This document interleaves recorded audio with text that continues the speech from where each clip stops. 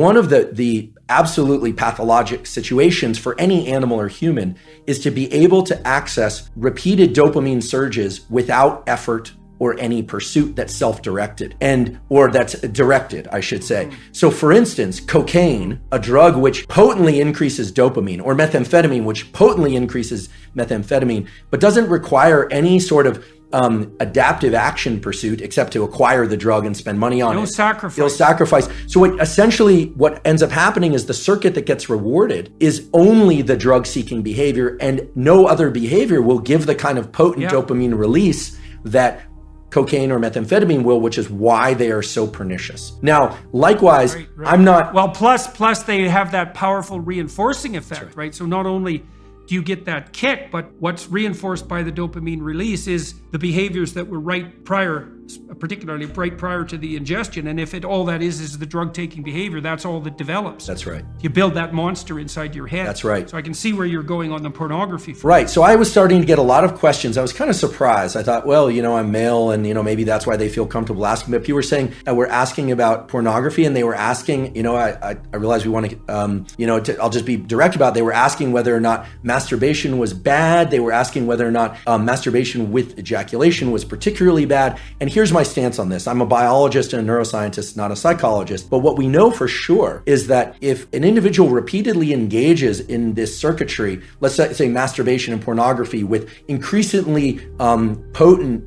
forms of stimulation that are on a screen, a couple of things happen. First of all, what's being reinforced? What's being reinforced is a high dopaminergic response to watching other people engage in sexual behavior, which is very different than being in a first-person sexual experience. Okay, so right there, that what's being reinforced is not actually any kind of improvement in communication skills. It's voyeurism. And as these questions started to come in more and more, I started to realize there was a lot of kind of undertones of people talking about fear of or experience with sexual dysfunction that clearly pornography can lead to. And here I'm specifically talking about males. I actually don't know the literature on females. So here I'm talking about... Females don't use visual pornography to the same degree. I see. They use literary pornography. I see. So, and then you start to think about, okay, what happens in the cascade or the arc of sexual arousal and orgasm? What happens is that initially there's it's parasympathetically dominant, meaning if somebody is too stressed, they actually can't engage in sexual behavior. The arousal response doesn't occur. Erection is blunted, but the actual orgasm response and ejaculation is strongly associated with the so-called sympathetic nervous system, which has nothing to do with sympathy. It has everything to do with, it's a kind of a stress response. And then it reverses to a parasympathetic response. And a hormone called prolactin increases dramatically after ejaculation in males. What does that do? That blunts dopamine release and testosterone for a very long period of time,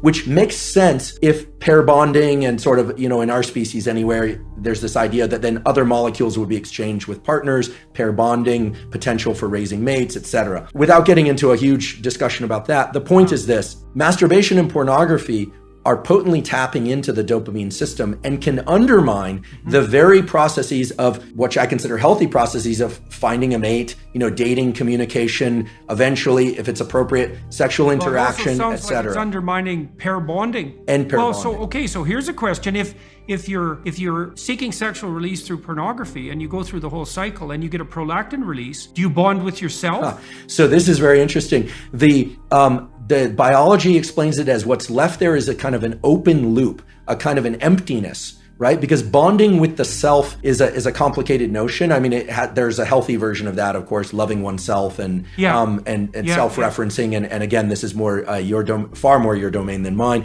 in terms of what a healthy self-relation is. But in the absence of a real partner there, absence of real sexual partner, there's an open loop of neurochemicals, including oxytocin and prolactin. The dopamine goes up during pursuit, anticipation, then peaks and then crashes below baseline after orgasm and ejaculation. So this kind of low that people fear is putting them into an amotivated state. We can think of this, if I were to kind of expand on it, would be, it's this kind of neurochemical, psychological equivalent of making your home environment filthy for a while, not actually putting you into this positive amplification of dopamine. So it depletes the dopamine system. And it's likewise in drugs of abuse and addiction, it eventually depletes the dopamine system. Initially, there's a huge dopamine surge with drugs of abuse like methamphetamine and cocaine. dopamine. But over time, people are using more and more to achieve what is not such a great high. You even see this a little bit with kind of consumption of energy drinks. Like people are taking more and more chemicals within their energy drinks, and they're thinking about loud, fast music, energy drinks. It's kind of stacking of dopaminergic tools. Now that's not as pathologic. In fact, there are some energy drinks I'll occasionally drink and I enjoy them.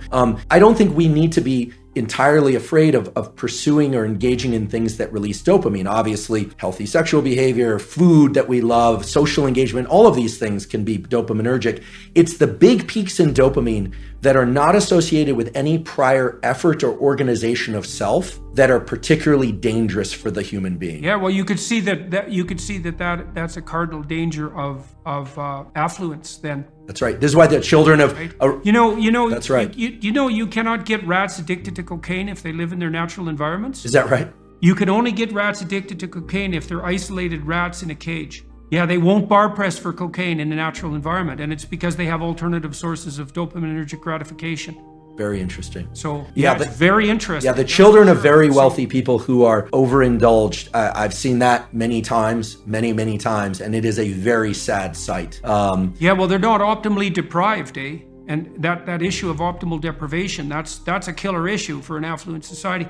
There's an additional issue with pornography, which is not often discussed, which is that, remember, guys in particular, the brain is a learning prediction machine. And I'm not trying to say that all pornography is bad, but there are good data to support the idea that if your brain learns to be aroused by watching other people have sex, it is not necessarily going to carry over to the ability to get aroused when you're one-on-one with somebody else, right? Especially young kids who are consuming a lot of pornography, the brain is learning sexual arousal to other people having sex. So you're going to program yourself into being a voyeur, or just create challenges in sexual interactions with peers, with a real partner. Right? Mary Harrington has the 3 laws of pornodynamics, and the second law of pornodynamics is the law of FAP entropy, and it says that whatever you start out wanking to will get progressively more intense over time. And I think that this is sort of speaking to that ever sort of escalating amount of the wildness that you need to watch in order to get an ever decreasing stimulus that comes back. And here I'm approaching this only through the lens of biology, right? I'm not a psychologist, and I'm certainly not political in any way. At least I have ideas about politics, but I just don't discuss them publicly. But the idea here is that I'm not saying pornography as a stimulus is bad or good. What I'm saying is, in its availability and its extreme forms, it's a very potent stimulus, and very potent stimuli of any kind, extremely palatable food, extreme pornography,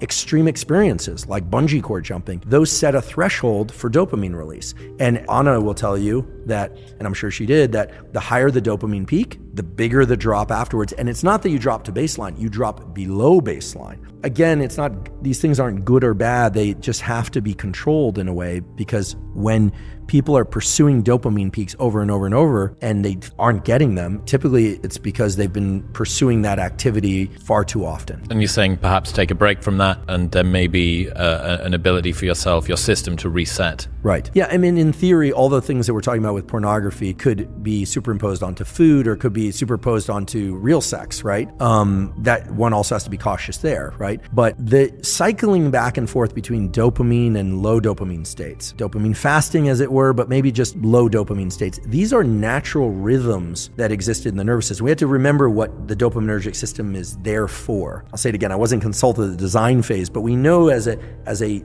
generic form of motivation and pursuit. You can imagine the human or the animal that's hungry or thirsty. It needs energy to go pursue the thing. So the idea that you have to eat in order to get energy, that's true, but you need energy in order to get the thing to eat. So our nervous system has energy also. That's dopamine and epinephrine. Yes, we use glucose and glycogen, etc., when we're pursuing things, but the idea here is you're pursuing something, and then either by smell or by sight, you think you're on the right track. So you go down that track, and then, there it is. You get some berries, or you get, let's get prehistoric about this, or you get to kill the prey and eat it, and then it gives you energy to continue this pursuit or to reproduce. I mean, there's a reason why humans and other animals seek out reproduction, is that every species, but certainly humans, have 2 innate desires built into them. Whether or not they decide to actualize this or not is the desire to protect young and make more of its own species. Every successful species does that.